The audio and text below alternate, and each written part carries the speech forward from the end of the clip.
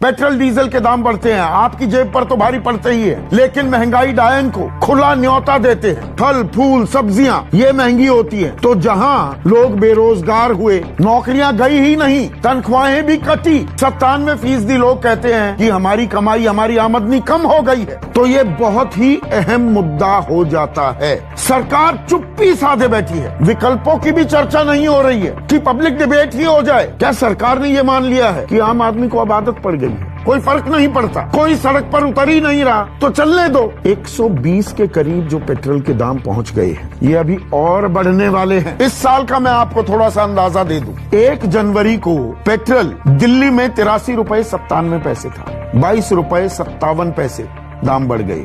Diesel के दाम इसी साल में 21 रुपए 15 पैसे बढ़ गए। आप तो कहते हैं बाजार के हवाले है पेट्रोल डीजल के दाम, तो 2014 से और अब तक 13 बार एक्साइज ड्यूटी क्यों बढ़ाई गई? और पिछले साल सरकार ने एक मुश्त 10 रुपए एक्साइज पेट्रोल पर बढ़ा दी और 13 रुपए डीजल पर। क्यों बढ़ाई? क्योंकि मई में हम तो लॉकडाउन में थे, पूरी दुनिया लॉकडाउन थी, तो तेल की खपत ही नहीं थी, तो अंतर्राष्ट्रीय बाजार में तेल की कीमतें टूट गई, तो आधे दाम हो जाने चाहिए कच्चे तेल के। सरकार ने नहीं होने दिए, एक्साइज ड्यूटी बढ़ा दी, तो बाजार में तेल की कीमतें गिरती हैं, तो वो फायदा हमें नहीं मिलता, आप एक्साइज बढ़ा देते हैं। अब बाजार में कीमतें बढ़ रही हैं और आप कहेंगे जी जन कल्याणकारी नीतियों के लिए पैसा चाहिए, बिल्कुल चाहिए, मानते हैं, पर अब तो एक्साइज घटा दो, क्योंकि अंतर्राष्ट्रीय बाजार में कीमतें बढ़ रही हैं। आम आदमी त्राहिमाम कर रहा है, वो खुलकर उसका इजहार करे या ना करे, सड़क पर आए या ना आए, किसी भी आदमी से पूछिए, वो कहेगा भैया कमर तोड़, पेट्रोल डीजल ने तो। जो सीएनजी वाले इठलाते घूमते थे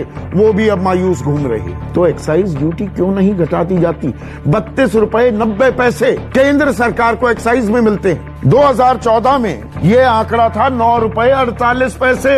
22 रुपए का इजाफा हो चुका है एक्साइज ड्यूटी में और राज्यों को कुछ नहीं मिलता। तो सिंपल सी बात है भाई, या तो एक्साइज घटा दो या जीएसटी के दायरे में लेकर आइए। 100 रुपए अगर आप पेट्रोल के दे रहे हैं प्रति लीटर, तो 60 रुपए टैक्सेस में जाते हैं। अगर आप जीएसटी के दायरे में ले आते हैं, 28 रुपए टैक्स लगेगा, तो कितने बचे? 32 रुपए। 32 रुपए पेट्रोल के दाम गिर जाएंगे। तो ये राहत क्यों नहीं देते सरकार?